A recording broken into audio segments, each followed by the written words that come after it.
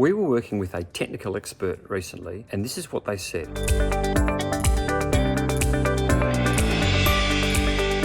I am frustrated because I struggle to get recognition and credibility for my technical contribution within a cross-functional team environment. Now, this is a really common challenge, and I wonder if it's affected any of you. Have you seen someone else get recognized for your work? Have you perhaps seen someone else get promoted ahead of you and you have looked at them and thought, they don't do half the work nor have half the skills that I do? Unfortunately, this can happen a lot. Why does this happen? It's not always about your technical contribution. It's how you're able to bring that to the surface so people who make decisions can understand the value you bring to your organization. If you get good at that, you will start to get the rewards for your hard work and expertise that you have. I'm going to give you 3 tips that we teach at the Colin James Method that will help you greatly with that. The first tip is this: the way you present information is key. Having done the work, having come up with an excellent solution, having provided a great technical proposal is not always enough. It's the way you present that